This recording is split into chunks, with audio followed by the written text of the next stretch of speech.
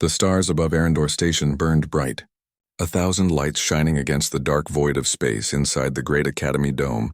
Young cadets from dozens of alien species trained to become protectors of the galaxy.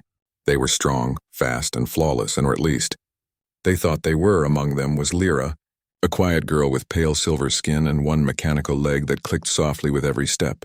Her people, the Illyrians, were known for grace and symmetry, for perfect beauty and precision. But Lyra was not perfect. She was small, fragile, and slow, and because of that, she was a target. Every morning when she walked through the training hall, whispers followed her like shadows. "Look, it's the Scrapborn again," someone would laugh. "Careful," another voice said. "She might rust if she cries."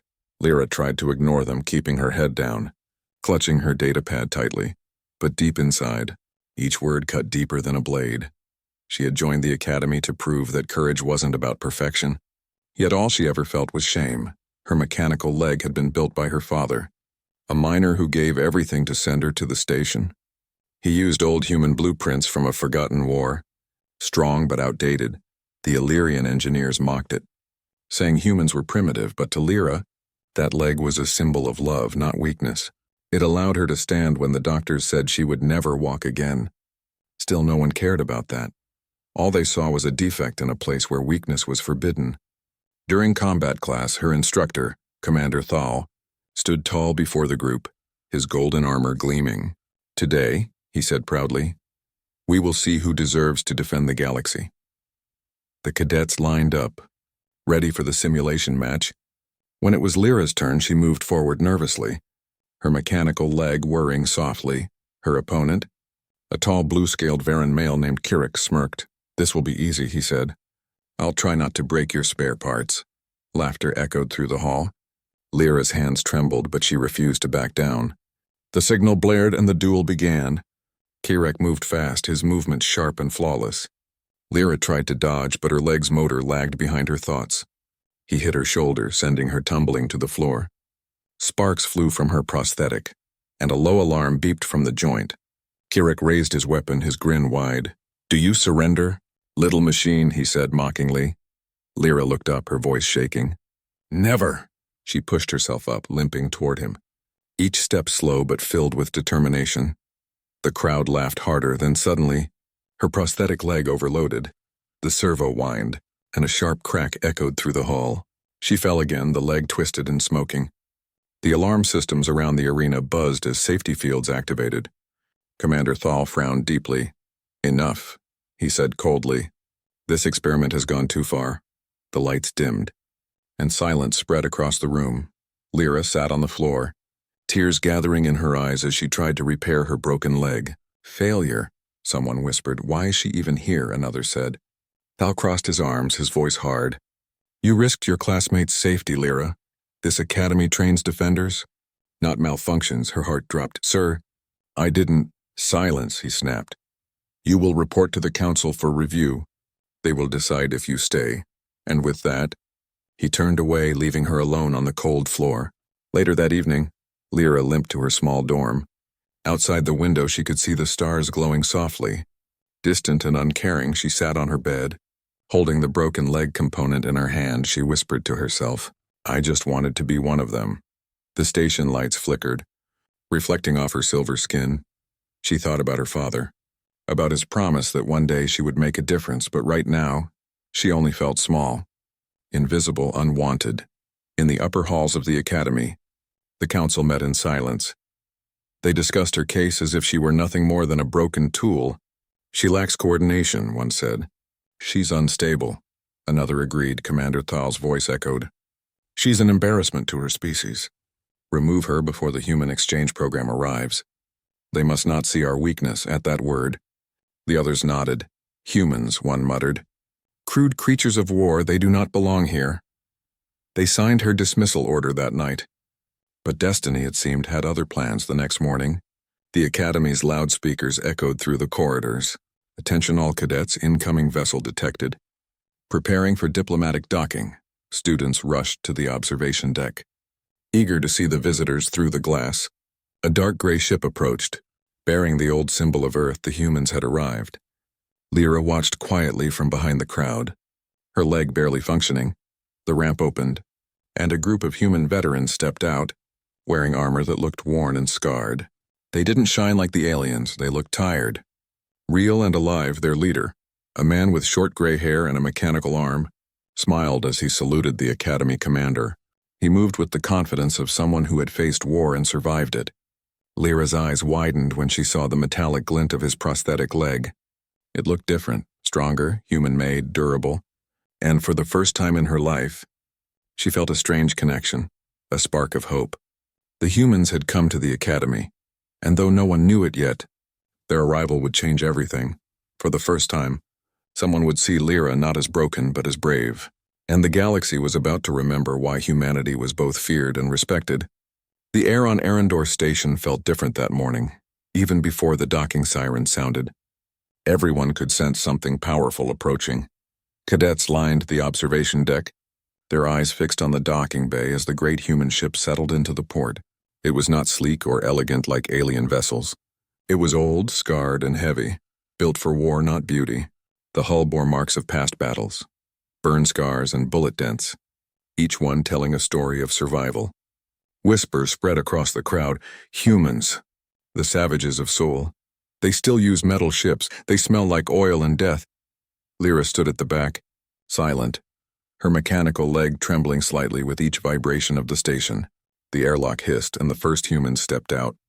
They were not what the cadets expected. Tall, broad, carrying themselves with a quiet weight. Their uniforms patched, their armor dull but solid. Some had scars on their faces, others carried prosthetics. Arms, eyes, legs made of steel and wire. At the front walked Sergeant Cole Vance, a veteran of the Titan Wars. He moved slowly but with confidence, his prosthetic leg humming softly with each step. When he looked at the alien crowd, his eyes were calm. Not proud, not afraid, just human. Commander Thal greeted them with the stiff politeness of someone hiding discomfort. "Welcome to Arendor Academy," he said, his golden armor gleaming under the light. "Humanity's finest. We hope," he added with a faint smirk. Cole nodded politely. "We're not here to impress, Commander, just to share what we've learned." Thal blinked, not used to being spoken to so directly. Around them, alien cadets whispered, some laughing quietly. To them, humans were strange and emotional. Reckless, imperfect, but Lyra didn't laugh. Her eyes stayed on Cole's leg, the way it moved perfectly with his body. Smooth and strong, it wasn't hidden. It wasn't something to be ashamed of later that day. The humans walked through the training halls, inspecting the academy. Cadets followed from a distance, mocking quietly. "They look like they came from a scrapyard," one said. "Look at their machines, ugly." "So primitive," said another. Cole ignored them all, but when he saw Lyra struggling at the end of the corridor, he stopped. Her prosthetic had jammed again, causing her to limp painfully as she tried to fix it. Cole walked over, his boots echoing against the polished floor. "You okay there, kid?" he asked gently. Lyra looked up, surprised. I can handle it," she whispered. Cole knelt beside her, his voice calm. "I believe you can. But let me take a look." The crowd of cadets watched in confusion. A high-ranking human soldier kneeling before a broken alien girl was something they had never seen. Cole examined her leg, his cybernetic fingers moving carefully. "This is old tech," he said with a small grin. "Human design, but it's good. Just needs tuning." He tapped a small panel near the joint, adjusted the motor coil, and the leg hummed smoothly again. Lyra blinked in surprise. "How did you—" Cole smiled. "Had one like it once. Before I got this upgrade," he said, tapping his metal knee. She looked at it with awe. "It works perfectly," he chuckled. "Only because I stopped hiding it." The other cadets looked uncomfortable. To them, prosthetics were shameful, a sign of weakness. But these humans, they wore their scars like armor. Their metal wasn't hidden, it gleamed under the lights. They didn't look broken, they looked unstoppable. That evening, the Academy held a welcoming dinner for the human visitors. It was formal, bright, filled with speeches and proud alien traditions. The humans sat quietly through it all, respectful but distant when Commander Thal gave his speech. He couldn't resist a small jab. "We hope our guests will learn refinement during their stay," he said. Smiling thinly, laughter rippled through the alien audience. Cole simply raised his glass, his voice steady. "Refinement's good, Commander, but in war, it's survival that counts." The hall went silent, and for a moment, no one dared to laugh again. After the dinner, Lyra found Cole standing alone by the viewing deck, watching the stars. "You shouldn't have said that," she whispered nervously. "They don't like being challenged." Cole turned to her, his gaze steady. "Then they shouldn't mistake manners for fear." He smiled slightly. "You know, back home, they used to call us monsters for replacing half our bodies with machines." He looked down at his arm, the dull metal fingers gleaming faintly. "But we learned something important. Being human isn't about what's missing. It's about what keeps fighting." Lyra felt a warmth spread in her chest. No one had ever spoken like that before. Not to her, not as a defect, but as someone still whole. "Sergeant," she asked softly, "do you think I can be strong too?" Cole looked at her prosthetic, then back at her determined face. "You already are," he said quietly. "You just need to stop believing their lies." He turned toward the window again, the stars reflecting in his cybernetic eye. "Tomorrow, we'll show them what strength really means." Outside, Arendor Station drifted silently among the stars, but deep within its walls, something had already changed for the first time. A young disabled alien girl believed that maybe she wasn't broken after all, and soon, the galaxy would learn a truth older than any empire. That when humans arrive, the definition of strength changes forever. The next morning began with tension humming through every corridor of Arendor Station. Posters had appeared overnight announcing a new event, the Joint Combat Simulation. It was designed to test cooperation between the alien cadets and the visiting human veterans. But everyone knew what it really was, a challenge, a quiet war of pride. The alien instructors stood tall and proud, their metallic uniforms polished to perfection. Commander Thal's voice echoed through the great hall. "Today we show our guests the meaning of true precision." Behind him, human soldiers stretched in silence, their armor dented, their faces calm. Cole stood among them, his eyes scanning the room, already reading the arrogance in the air. Lyra stood at the edge of the training floor, her new leg freshly adjusted thanks to Cole's repairs. She still felt nervous, afraid of failing again. But when Cole walked by and gave her a small nod, she straightened her back and breathed deeply. He believed in her, and for the first time, that was enough. The simulation area opened with a mechanical roar, revealing a massive arena filled with holographic mountains, trenches, and artificial weather. The test rules were simple. Reach the beacon at the center while facing random enemy units. Each team would be judged on speed, teamwork, and survival. Aliens laughed as the humans were assigned to Lyra's squad. "What a waste," one sneered. "Scrap girl and soft creatures. They'll never last a minute," Cole smirked. "Good. Then we've got nothing to lose," the horn sounded.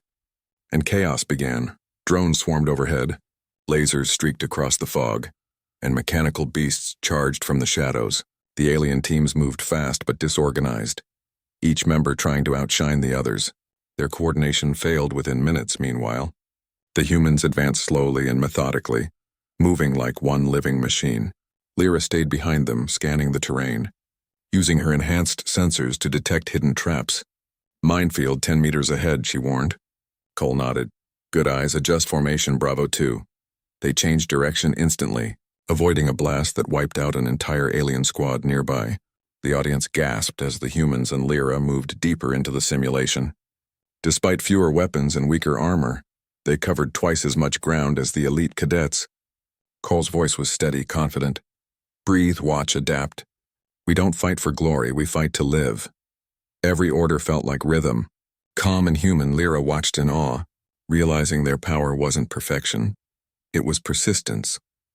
Halfway through the mission, a wave of enemy drones descended from above, firing plasma bolts. Lyra's prosthetic sparked as she dove behind cover. Her heart pounding, Cole crouched beside her, grinning. "You still with me?" She nodded. "Always." He handed her a small EMP grenade. "Then show them what that leg can do." Lyra stood, targeting the drones using the sensors in her mechanical limb. She threw the device high, her arm trembling. The blast ripped through the sky, short-circuiting every enemy unit at once. The crowd erupted in shocked murmurs. Aliens stared in disbelief. The broken girl had just saved an entire squad. "Nice throw," Cole said, patting her shoulder. Her cheeks flushed silver with pride. "You taught me to aim." They pressed forward, smoke rising behind them, but suddenly, a deep rumble shook the ground. The final challenge had begun. The holographic wall split open, and a massive mechanical beast and a Titan-class warden emerged. Towering above them, it was 10 meters tall. Covered in plasma cannons, its eyes glowing red, the alien spectators cheered wildly, sure that no one could defeat it. Commander Thal crossed his arms smugly. Let's see how your primitive courage handles this. But Cole didn't back down. He raised his rifle, shouting, "Target the joints!" Not the head. Lyra used her scanners, finding weak points in its armor. "Left leg actuator compromised," she said quickly. "Perfect," Cole replied. "Everyone, aim low." They moved in perfect sync, firing bursts that crippled the machine's balance. When the beast turned its cannon toward Lyra, she froze until Cole jumped in front of her. Taking the blast across his armor, he fell to one knee, smoke rising from his chest plate, but he still smiled. "You okay?" She nodded tearfully. "Yes, sir." With a scream of determination, Lyra ran forward, using her prosthetic leg's booster to leap high into the air. She landed on the warden's back, sparks flying as she jammed a power cell straight into its control port. The machine roared, its circuits glowing before exploding in a blinding light. When the dust cleared, the beacon shone bright. They had completed the mission. The humans and Lyra stood together amid the wreckage. Every alien in the audience was silent. Stunned, Cole wiped soot from his armor, glancing at Commander Thal. "Not bad for primitives." "Huh," he said with a half-smile. Thal's golden face flushed with anger. Unable to answer, Lyra limped toward the humans, her damaged leg sparking but her heart full of pride. Cole looked at her and said softly, "You didn't need us to carry you, kid. You carried us." The crowd erupted into uneasy applause for the first time in Arendor history. The Academy had witnessed teamwork stronger than bloodlines. Humans had come not to conquer, but to remind everyone what courage looked like. And somewhere deep inside her chest, Lyra felt something powerful awaken, the belief that she was no longer broken. As the simulation ended, a single human phrase echoed through the Academy's speakers. "Never mock the broken because they know how to rise." That day, the galaxy saw humanity not as a threat but as a mirror, a reflection of resilience that no empire could ignore. Victory changed everything on Arendor Station. The humans and Lyra had proven themselves in the arena, but admiration quickly turned to envy. The alien cadets who once laughed now whispered behind closed doors. Their pride wounded deeper than any injury. Commander Thal pretended to praise them, yet his eyes were cold, his jaw tight. "How curious," he said during the briefing.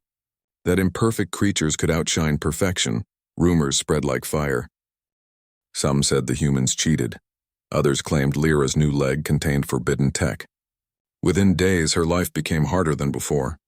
She found her tools missing, her dorm lights disabled, her name scratched off the duty board. Still she endured, because Cole's words stayed in her heart. Strength isn't what they give you, it's what you build.